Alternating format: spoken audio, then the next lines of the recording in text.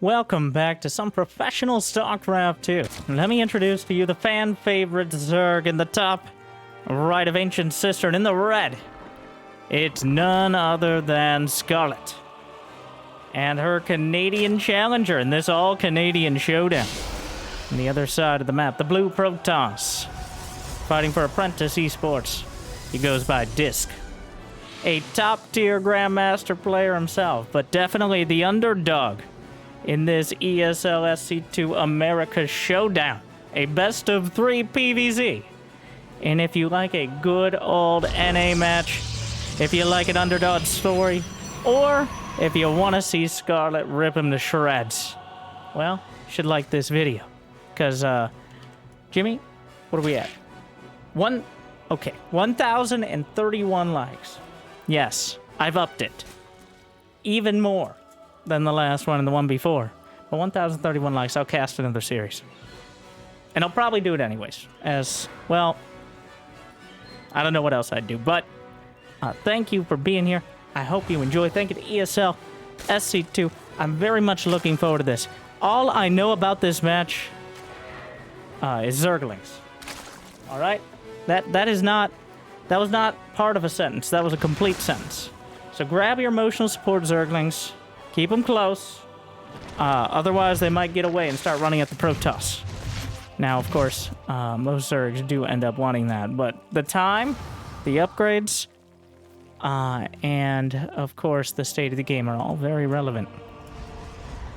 Scarlett has a tendency to... Now, both her greatest strength and I think many times potential weakness are decisive commitment to strategies. Whether it's intense greed or overwhelming units. Either way, sometimes the treatment doesn't always match the symptoms. And that's when Scarlett ends up in these awkward situations where she can't really defend against the army her opponent is building. But other times, it makes Zerg look downright overpowered. So, we will have to see as time goes on. Roach Warren is on the way already. Spotting the gas timing at the natural. It is a Twilight Council behind. This is Oracle with an immediate switch into Glaives. This is an incredibly quick Glaives after that first Stargate. There will be a Roach Warren again for Scarlett, but will she realize how quickly the Glaive Adepts will come out behind it? Now, this is definitely one of the fastest Glaive transitions, and a lot of the time what you'll see after the Stargate is going to be Blink +1. Kind of these more long-term, less high-pressured strategies. Ones that age better than... ones that are better equipped to deal with later game unit compositions, but Disc is opting for what should be something of an all-in timing. Glaive Adepts are very simply... Don't let Neeb tell you otherwise, but they're very simply not a late-game unit. They do not stack up against Roaches, Ravagers, Banelings. They're all about hitting those timings before your opponent's ready for them. But Scarlett already has a scout on the third. I don't know if she noticed. None of the Adepts have attacked yet, so warping in that many Adepts is not a particularly weird thing to do. Disc still building probes behind it, so it's not some sort of all-in, but this is supposed to catch Scarlett somewhat off balance, but right now she's looking pretty steady. As already a dozen Roaches on the field, the Adepts will shade in. More of them following. Actually will commit to the shade here. And more than enough Roaches. Lair is not just not done, it just started a few moments ago, so... Oh, the Adepts will commit to the shade on the ramp. And we'll cut through some of the Zerglings. Try to slide into the main here. So far, so okay. Not the ideal shade in. I think trying to call a bit of a bluff there, but ends up losing 6 Adepts for 24 Zerglings. Zerglings, the chosen targets of the Adepts, of course, whenever they get the opportunity, but at the same time, losing the Adepts means they no longer have to be considered a potential threat, obviously. And losing a critical mass of Adepts means Scarlett can potentially counterattack. So that's something Disc is going to have to watch out for. But still building probes behind all this, remember. Still building up the economy, the infrastructure, more gateways. Blink +1 on the ground. The oracles continue to look for opportunities to get damage or at least scout. And there's nothing to really challenge them at the moment, so wouldn't be surprised to see them stick around for quite a while. And then dives in towards the spores, takes a lot of damage from a queen. Gets 2 drones, but Scarlett has 70 going on 80 here. So she's going to be in a very comfortable position. Drone-wise, Disc is reaching out for a 4th Nexus. Not particularly slow, but definitely not rushing it here. Zergling spots it immediately. Scarlett, who already has a 4th, comfortably gaining a 5th. Any macro hatches? Infestation pit is on the way, and honestly, that could go any and all directions. In fact, infestation pit's so important, Scarlett builds a 2nd. Classic move. Well, clearly showing the trajectory she wants to go here. This is so you can upgrade pathogen glands and neural parasite at the same time, Winter. Don't you know anything? That's my bad. I apologize for not realizing how ideal the play was. Oh, canceled the 2nd infestation pit. Unfortunate. Oracles head in towards the main. We'll see the hive already start. By the way, that's a ridiculously quick hive. 8 minutes, gonna be done right around 9. Oracle comes in, burns through a few drones. The other one taken out by the Spore Queen combo. Brenda, 1 HP. Is there another queen? No. What flavor of late game is this gonna be from Scarlett? Are we gonna see Ultralisks? Probably not to start. There is no Hydra Den, thus no Lurker. Aspire begins. Broodlords? Like I said, you'll see those dramatic, decisive strategies from Scarlett, even if they're not the ones you'll see from anyone else. The Spires, I guess a transition into Mutas is on the table, but ooh, beautiful force fields from Disc, holding the line so far, but the corrosive biles are thrown up and knock down the force fields, opening up the path for the Lings and Banes. Another round. Disc so far doing an incredible job of not only locking the units out, but locking them in.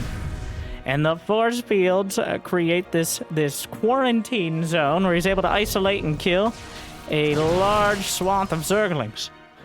But still, Scarlett is at 200 supply. Adrenal Glance for the increased attack speed, the single largest damage upgrade for the Zerglings. Here at Hive Tech, they rip apart buildings, even without the +3 attack. And, of course, anything else they can get their claws on. Disruptor shot. Hit the field. Ravager. Sir, a 2nd Disruptor has hit the field. And down goes a couple more roaches. Scarlett getting boxed in here by the Blink Stalkers. The Immortals will give them a little space to breathe and stay alive here. But overall, Disc is handling this well. Keeps the Nexus. Keeps the Nexus alive. Only loses shields. Greater Spire's on the way, but Disc... A comfortable and capable gateway army control, and Scarlett has to rebuild. Roaches will shut down the Zealot counterattack from the Warp Prism in the top left. +2 melee attack is nearly complete. +2 ranged attack still a ways off. Adrenal Glands is nearly done. Greater Spire just begun. Disruptors and Zealots for Disc. Scarlett is trying to encourage this sort of, at best, Stalker army. There's very little other anti-air, and Stalkers are not a particularly great unit when a bunch of cracklings are on the field. Those Adrenalings with +2, and now there's +2 melee attack on Banelings, which allows them to one-shot probes. Only 2 shots on 2 Baneling explosions to take down High Templar or Sentries. And I believe it's just 4 for Zealots. Don't let the Legacy of the Void cinematic fool you. Oh my. Rolling in.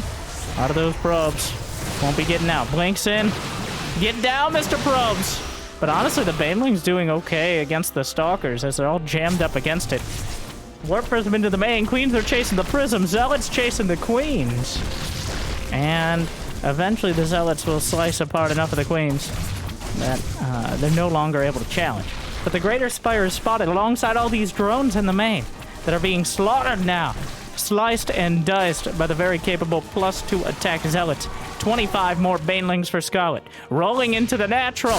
Oh no! Well, there's not even a unit in the wall, but Scarlett finds more targets. Chases down the probes. Maybe a bit of a mistake there. But so many Eruptors on the field right now. No Broodlords yet for Scarlett.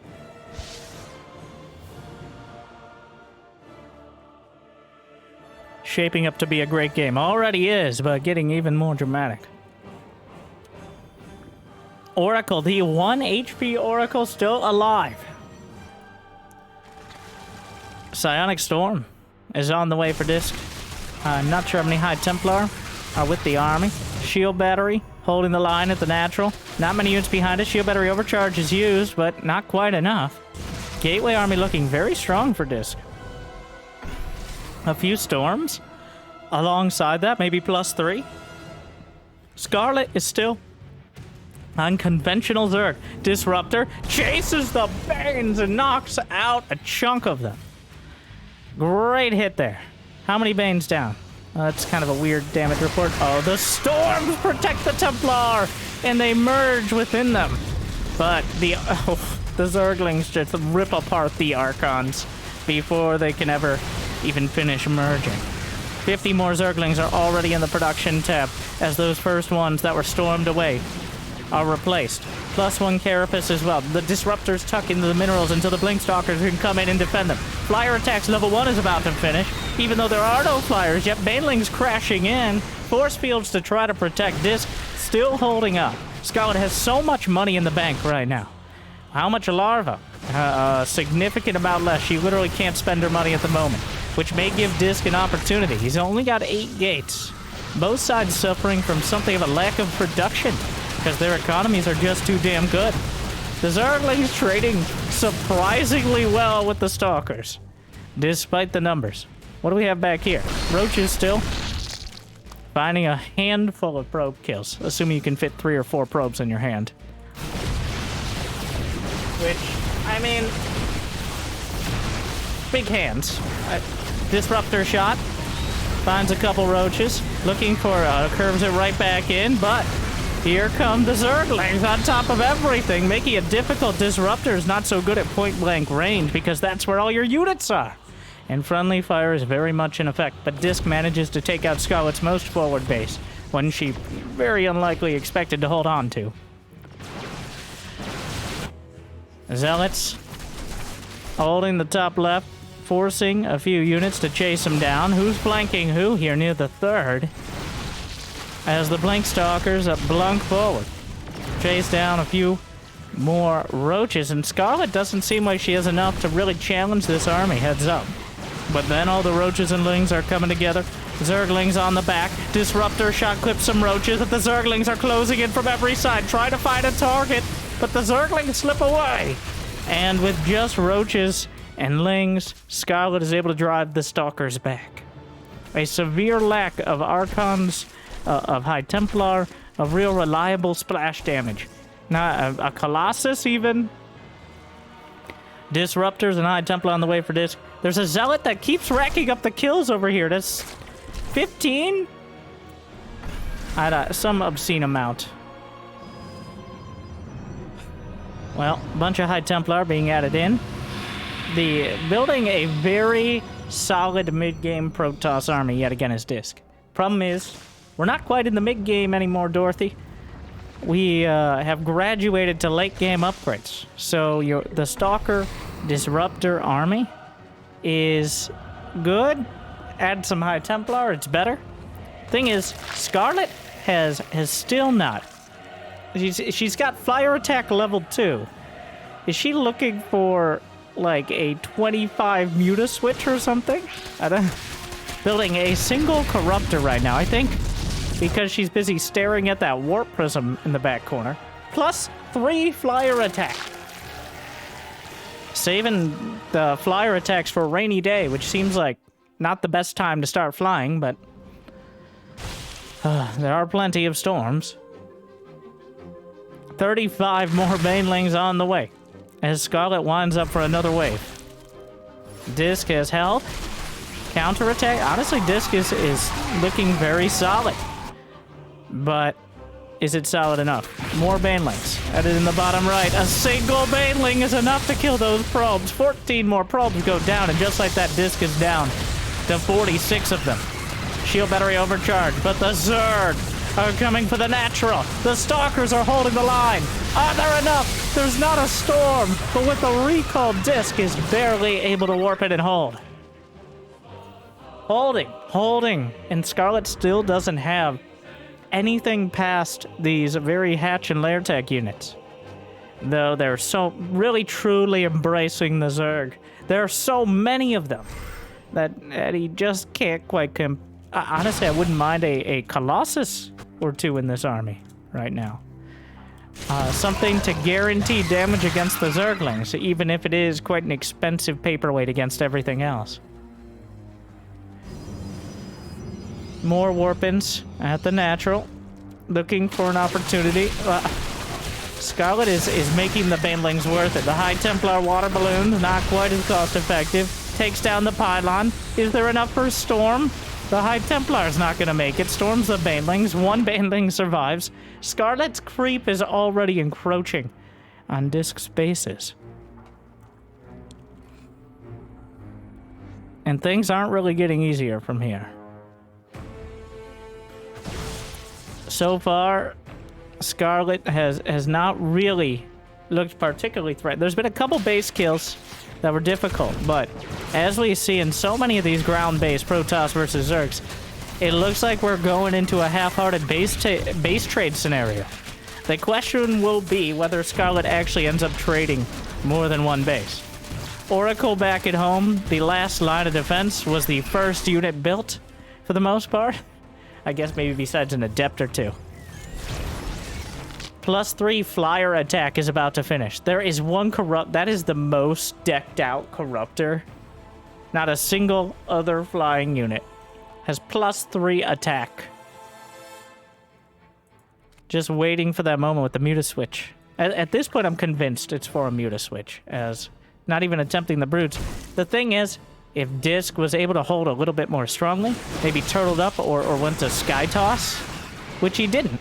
He stayed on this ground army, but Scarlett is perfectly ready to make 20 corruptors to deal with carriers right now. But she doesn't need to, as there is no air army, just the conventional ground units. Lings, Banes, Disruptor, Shot tries to deal with the roaches, not going to be enough. Blink Stalkers, scrambling to defend. Beautiful storms out of Disc.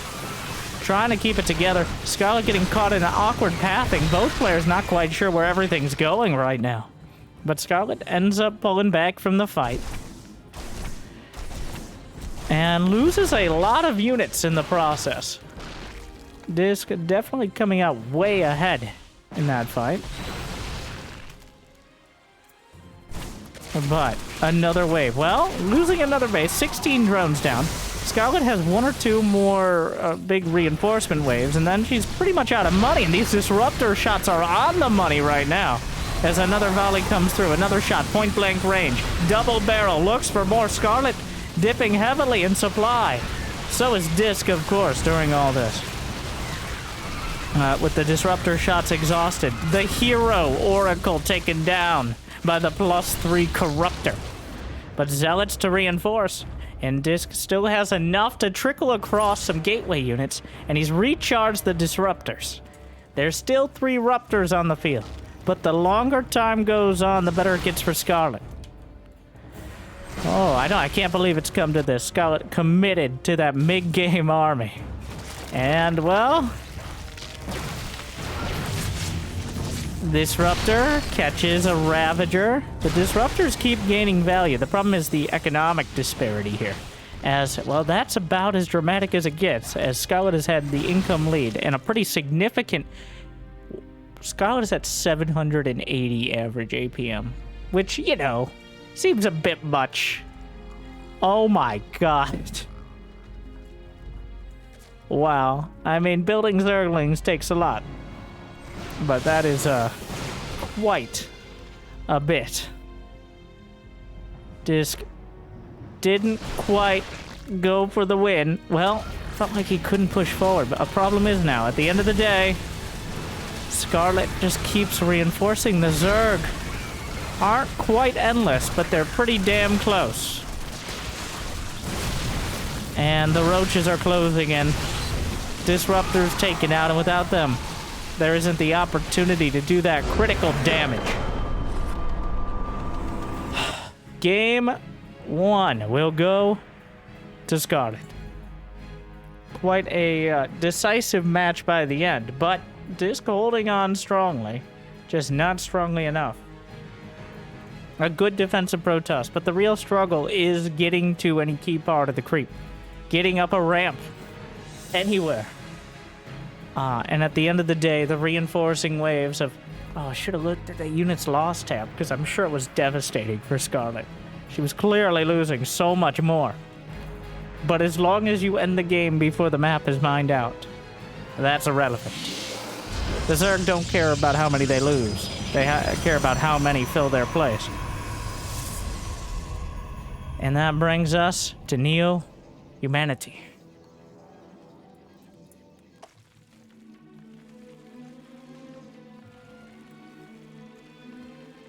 Very solid, just an extended mid-game from both sides.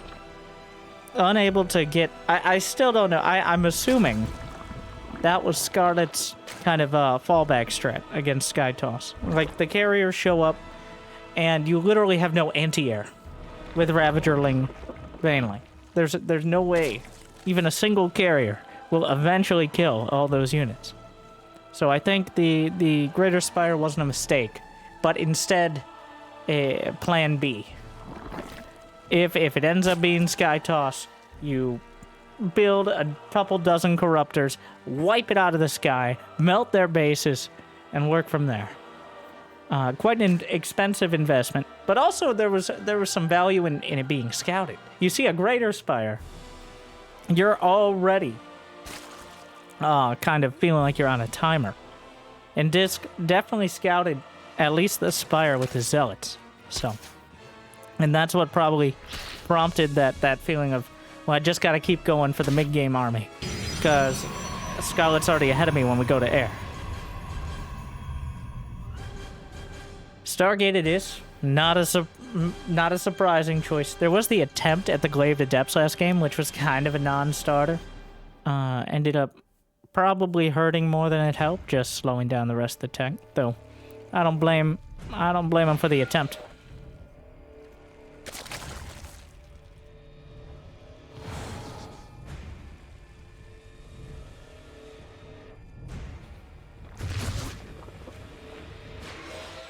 Disc. Nope, no follow up there. Oracle? Oracle. Stick into the standard fancy Protoss guns. More like laser beams. All of that.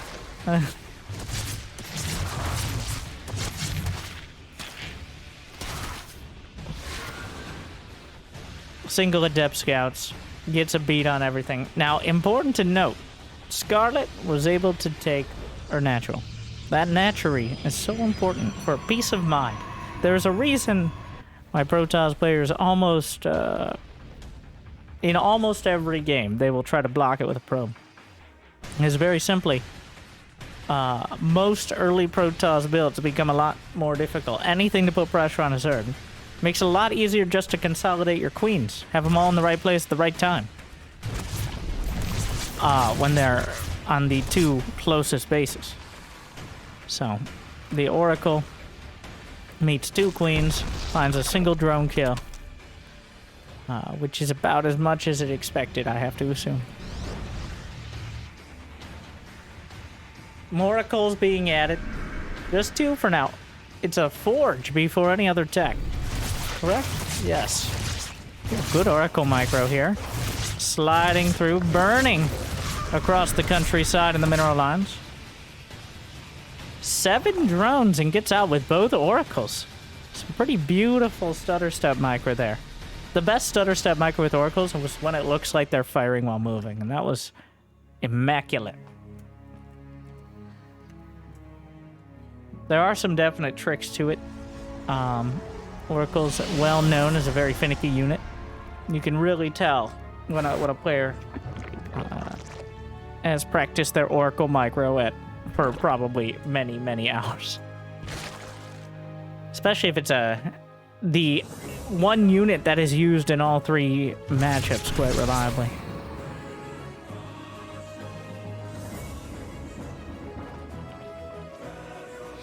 Twilight Council.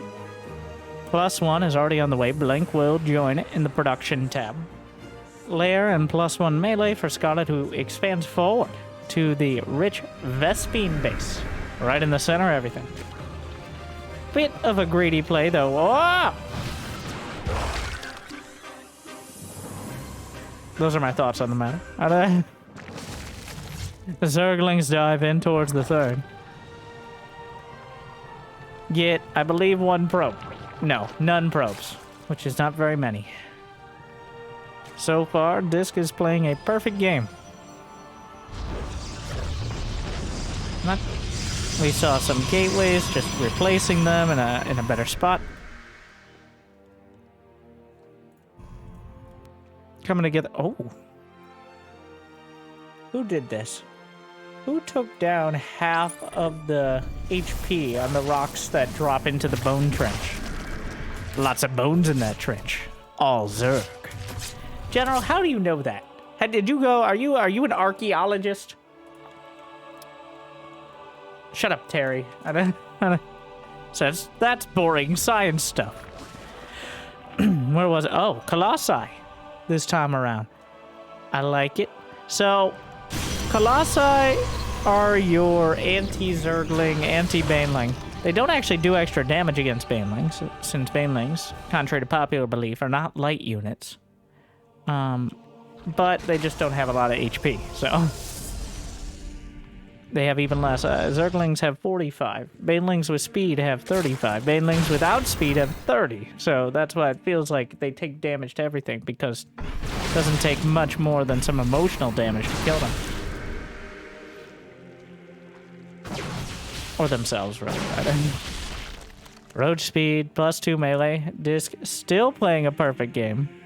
The only minerals lost were canceling a gateway and replacing it.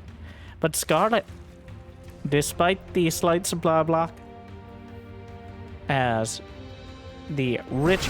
Is that 86 drones? Uh-huh.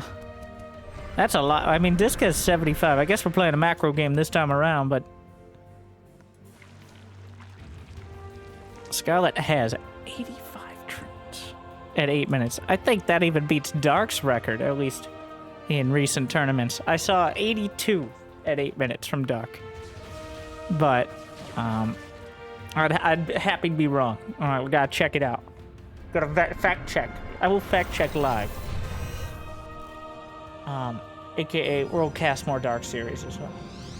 Like and subscribe. Extended thermal lance complete. Very important for keeping those Colossi tucked away, at least until Vipers come out. Scarlett now building up full 4-base saturation, 88 drones. Blunking forward as this. With the first 2 Colossi here, +2 attack is on the way. Is there a War Prism already out? I know there's one in production. So, but wants to get out in front here, and actually a great timing. A whole bunch. The entire dinner is being morphed here. A variety platter of Ravagers, Lings, and Banes. They're going to try to break through a beautiful stasis fields. Oh! Nothing makes a better force field than stasis Zerglings. There's literally nothing can get through that, no matter how much you corrosive bow. So Disc is hitting this incredibly. Oh, the Colossi! The Colossi can walk on top of the stasis Zerglings? Oh, juggling the Colossi back. Beautifully done. I'm sorry. Like, I'm working on, unfortunately, wanders into a corrosive bow, but I'm learning so much. I never really even thought about that. Banelings are rolling in, though. The first economic damage done by Scarlett is potentially critical, as 23 probes are slaughtered. But is there enough back at home for Scarlett to hold the line? Banelings rolling in yet again, but no real good targets for him here. The Colossi in the back line adding a lot of DPS. The Blink Stalkers, Roaches continuing to be produced. Not so many of them out in front. Scarlett's still at 88 drones, though Disc gonna help her out with that incredibly high number. Oh, down goes a Colossus. The Warp Prism, I believe. No, the Warp Prism's intact. The Warp Prism's a lot further back, not microing with the Colossi. But the Blink Stalker micro is good. Charge is now complete. Could warp in another round of reinforcements, but it looks like the Blink Stalkers are going to trade well enough for Disc to break through. I did not know you could walk Colossi over Stasis Zerglings. I mean, now that I think about it, why not? They can walk over regular Zerglings, but that has some really cool implications that Disc took great advantage of in that last fight. And now Scarlett is suffering the result of those implications. Now the Colossus, how many kills? 38 of them. Just Blink Stalker Colossus, straight out of 2010 here. Oh, with a couple oracles that have not even 2 HP between them. Okay, I lied. They have, oh, that one has 20. That was just the energy bar. Corrosive Biles. Scarlett, there's only +1 Roaches and Ravagers. She does have a Hive done, but no Vipers on the field to deal with this directly. I'm trying to target down that last Colossus. Just the amount of damage it's adding in. Scarlett, you never want to be even on supply with a Gateway Army Protoss. It's just going to eventually grind you down. And Disc, with that beautiful stasis field, makes his way through. Just some really solid play there. Great timing. Scarlett probably regretting letting him sit back for quite so long. But I gotta say, just found the timing and stuck with it. Very decisive. Scarlett maybe got a little greedy. Maybe committed too much to a counterattack. Hard to tell. Honestly, a story of just great execution there. Well done. And that, thankfully, brings us, I say thankfully for content purposes, into game 3. It's going to be on Grezvin. The top left, Scarlett's red Zerg. And the bottom right is Disc's blue Protoss. Pretty closely matched here so far. Even the game on Ancient Cistern definitely could have tilted the other way. I'm wondering about the lack of Colossi in that game, because clearly worked to great effect here. Yes, they are vulnerable. That may have forced out the Corruptors as well on Ancient Cistern, but the Colossi are a very niche unit in Protoss versus Zerg, as they don't do too much better than Disruptors or Archons. They are explicitly for huge groups of Zerglings and Banelings, just forcing the issue in a way that Disruptors can't. Because once the Disruptor shot fires, well, there's another 20 seconds or so where the Zerg can move with impunity. And Disruptors are arguably less effective against Zerglings, because one, the Zerglings are not really a key target to hit, and two, the Zerglings are probably going to be close to your units, and the Disruptor also hits them. So, making it quite a double-edged grenade. Well, a dramatic series thus far. The decider match, I assume, will be very similar. Stargate begins. And another point, Disc not able to, unless, you know, there's been a rash of new build orders going on. We're gonna break the fourth wall for a moment. The reason why we skip into the games, especially the first game, is because that is statistically proven to be the most important way to get people to keep watching. All right, so thank you. You may have subconsciously been involved in that, or a committed and amazing viewer, and you're breathtaking. Okay, you're breathtaking. But which means we sometimes miss the very tiny details, the start of the matches that I really like, but are usually very similar, especially in Protoss versus Zerg, which is, of the non-mirror matchups, probably the most...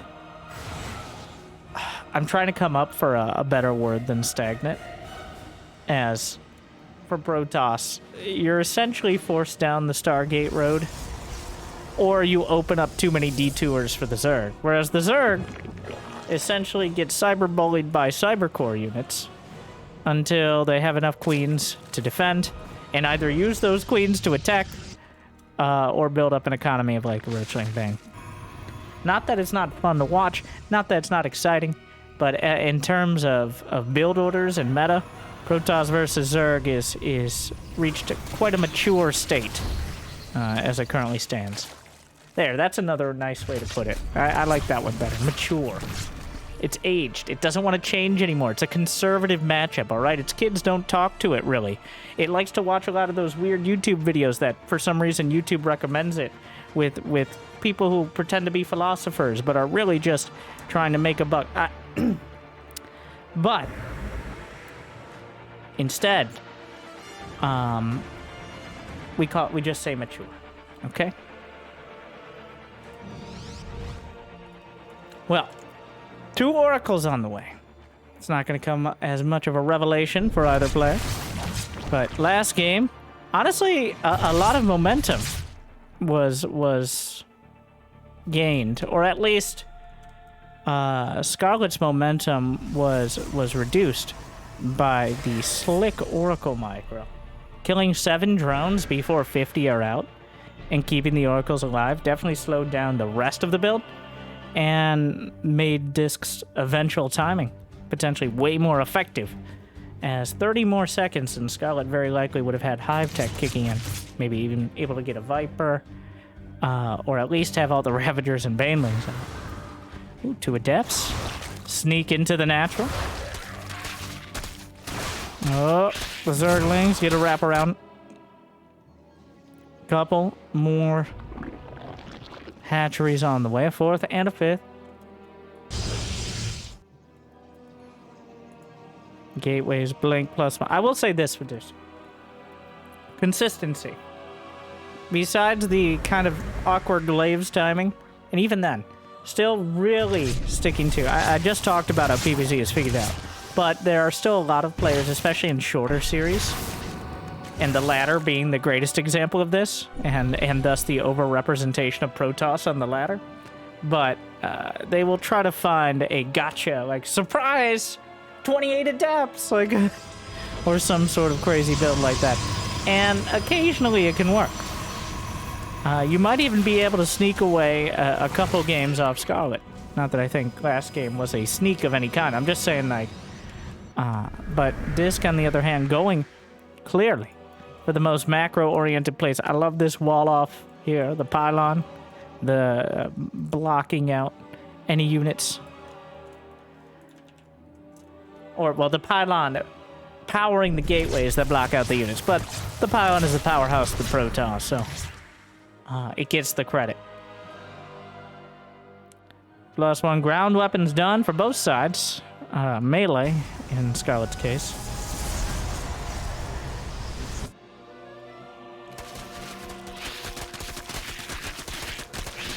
Disruptors and extended thermal lance.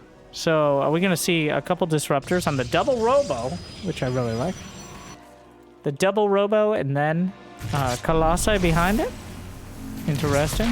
Oracles burn through a queen.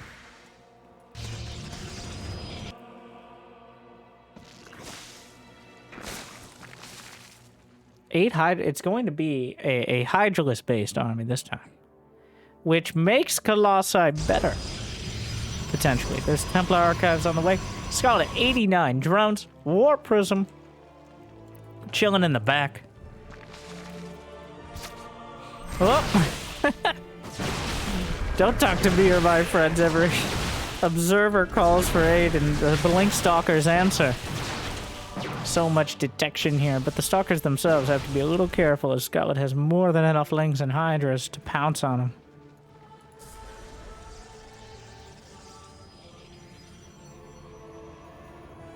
Extended Thermal Lance was cancelled, which is a very curious call. I think Disc is expecting Lurkers. Saw the Hydras, but these are actually just it's a Hydra build. Just a lot of Hydra. We're going to see Stargate fleet beacon on the way. Heading towards Sky Toss. Scarlett forced to cancel a hatchery. But whole lot of Hydroling Bane.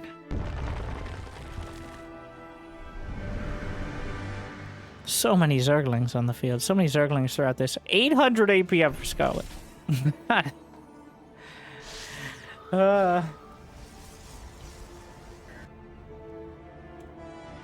Jeez.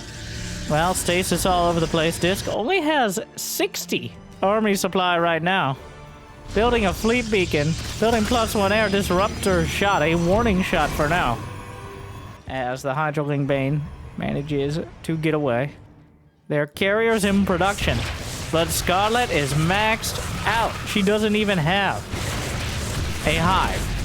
Instead, it's just straight up mid-game Hydroling Bane. One Baneling gets through +2 melee. Means that 7 probes will go down. Another round. Oh, the disruptor shots blocked by the stasis. Not quite the synergy looking for, but the Banelings. So many Banelings everywhere on the disruptors, and some held for later. The Baneling preservatives. Oh my god, Scarlett probably thanking this time around. Just like, yeah, well, I didn't want to use them all now. Like, nice to have some for later. Put them in the freezer for a bit. Take them out. You got some nice cold Banelings next morning. Leftover Banelings is everyone's favorite snack except the Protoss because they don't have mouths. And also they die. Which, you know, if I couldn't eat Banelings in the morning, I probably would as well. But 41 probes obliterated, annihilated. And Disc loses his 4th. He lost all the probes at his 3rd. Carriers will arrive in a world, a post-apocalyptic Protoss world, which is like half of them, but And Scarlett maintains 200 supply. Refilling the army. Infestation pit on the way, just in case. In case somehow she bungles another round, but so many more Zerglings. Oh, the Hydras, not particular. The Disruptors don't find the mark. Probably regretting canceling those extended thermal lenses at this point. Disc with a massive misread.